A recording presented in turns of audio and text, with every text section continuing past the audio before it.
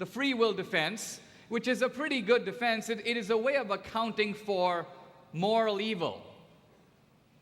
So, for example, if people say, why would a just God allow the Holocaust? The answer is, you really shouldn't be blaming God for the Holocaust. God didn't do the Holocaust. Hitler did. The Nazis did. In other words, why are we blaming God for human evil in the world? God has given us free will, and this free will can be used well, or it can be used badly. True, God could have abridged our free will, but then we really wouldn't be, in any meaningful sense, human. We would be, in a sense, robots. We would be a little bit like the stone that doesn't have a choice when it rolls down the hill. It simply is following, you might say, a physical or natural law. Now, very rarely in these debates I run into someone who goes like, oh, I would rather not have free will. I would rather be a robot. And usually when I talk to someone like that, I say, well, that's interesting that you say that, because in saying that, you're exercising your free will. I would rather be a robot.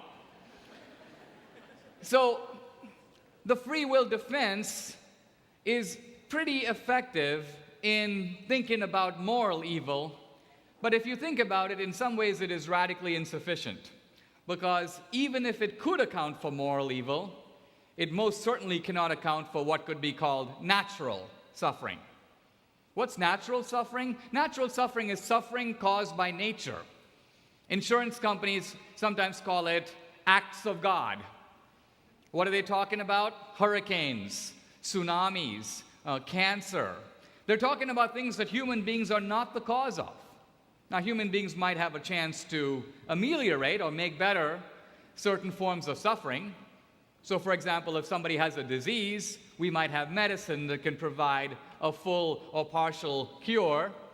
But nevertheless, the cause of the suffering is not human.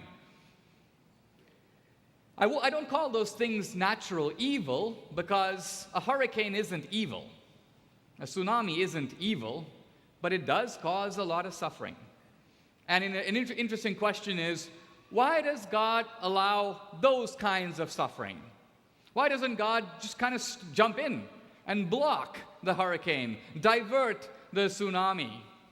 There would be so much less pain in the world if that were to happen. And by the way, you can't say that God doesn't do it because it is punishment for our sins, because of course hurricanes don't discriminate between the good guys and the bad guys. Earthquakes don't pick out sinners and pummel their homes while leaving everybody else's homes untouched. In that sense, and I've read it in some books about suffering, they say, well, maybe the suffering is good for you. Maybe the suffering has some benefit that you only appreciate later. And certainly in our own lives, we can all think back to forms of suffering where we say, you know what, that was very painful at the time, but I did learn from it. My life in some ways is enriched because of it. But that is not true of all forms of suffering.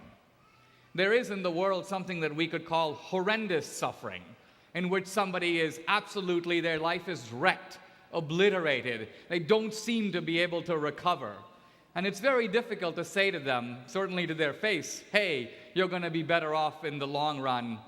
It's good that this happened to you. You just can't say that. So why do we have natural evil in the world, natural suffering? I want to throw out an idea that I've been thinking about a little bit, and I haven't fully thought it through, but I'm just meditating a little bit about, because to me the issue of natural suffering is a different way of asking this question: why are the laws of nature constructed in the way that they are? If you think about it, and you bring in a geologist and you were to ask him, why do we have earthquakes? He would give you this answer. He would say, we have earthquakes because underneath the earth are giant tectonic plates. And these plates move.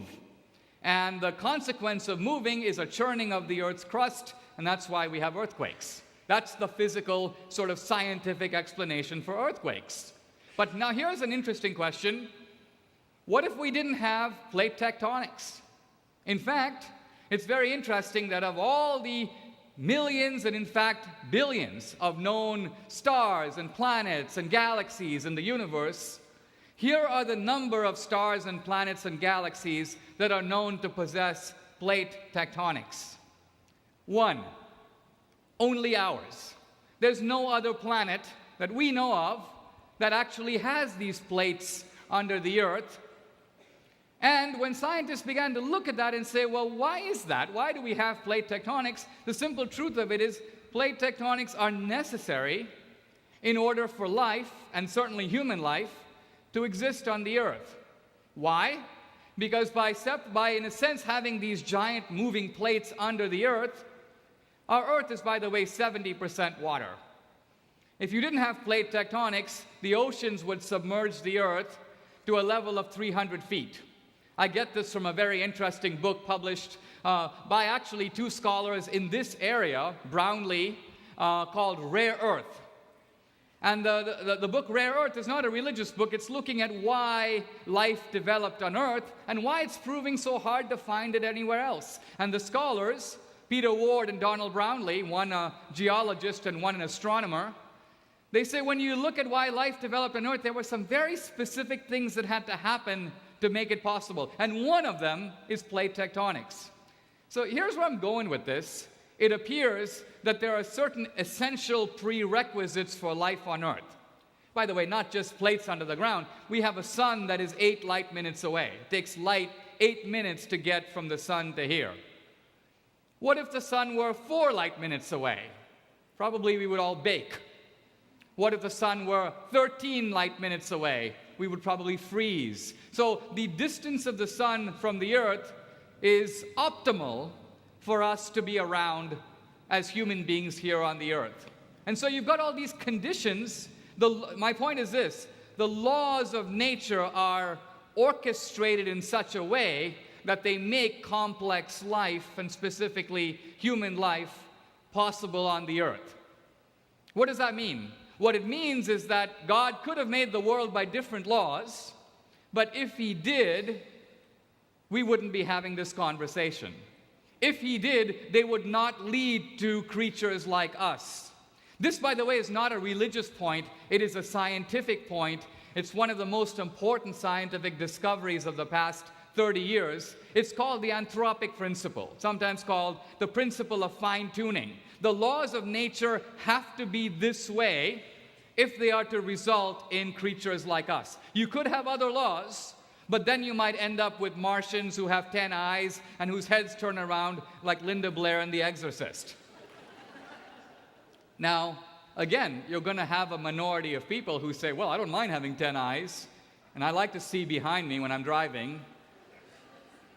But my point is, if you want to talk about why the laws of nature are the way they are, the reason is that if God wanted to make creatures like us, these were the laws. Now, you could say, but God's omnipotent. He doesn't need laws.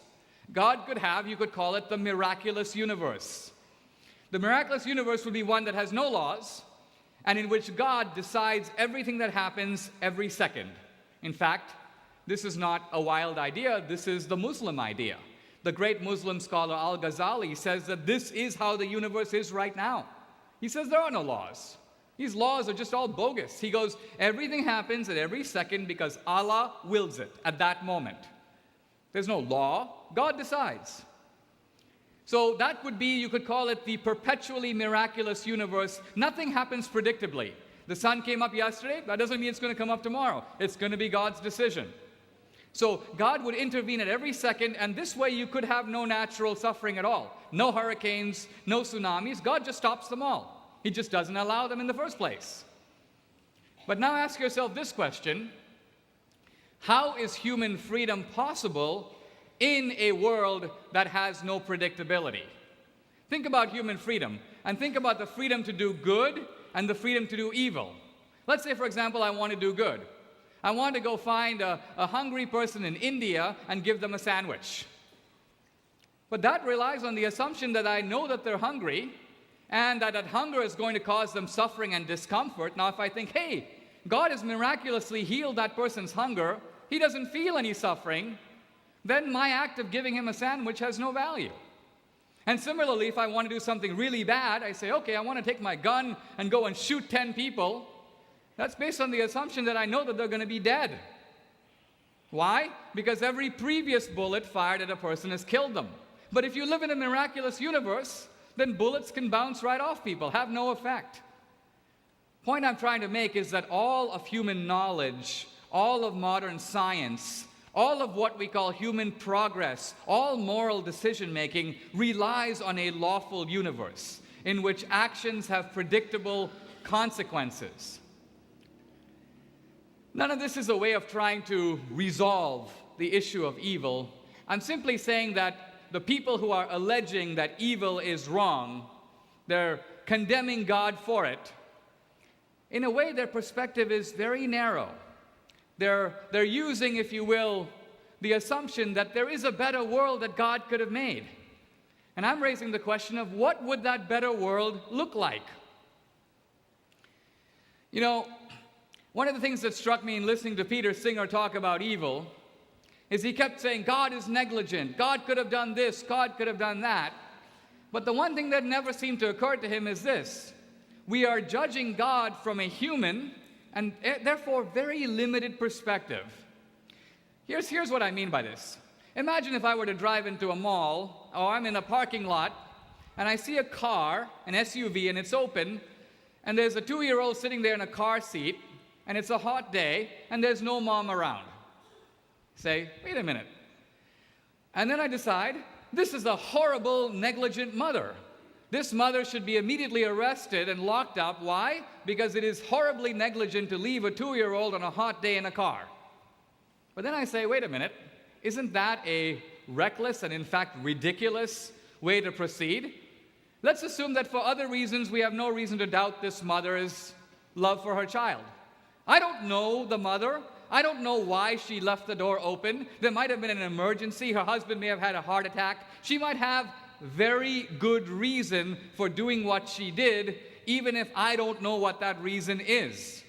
In other words, given my level of knowledge, I am not in a reliable position to make a final judgment about the situation. Now, if you apply this to the problem of evil, what I'm trying to say becomes obvious. We have the human point of view. We're looking at things from right down here. There's a terrible incident. Why didn't God do something? But we don't have the God's eye view of the matter, which is the view of the whole. The view not only of the earth, but of the universe, possibly other universes, God's entire creation. We have no way of knowing why God did what he did in that situation. And so our judgment is at the best a way of saying, from where we stand, we can't see a reason. But it doesn't follow that there isn't a reason. It only follows that we don't really know what that is. These are just a few preliminary thoughts on a subject that I'll be thinking about over the next year. But I offer them because it seems to me that this has been for 2,000 years a very interesting and frustrating problem in Christianity. In a way, the problem of not only evil, not only suffering, but the amount of it, the amount of suffering and evil in the world. I now want to switch gears a little bit and come to a topic that relates a little bit more to us as a country, to America and America's role in the world.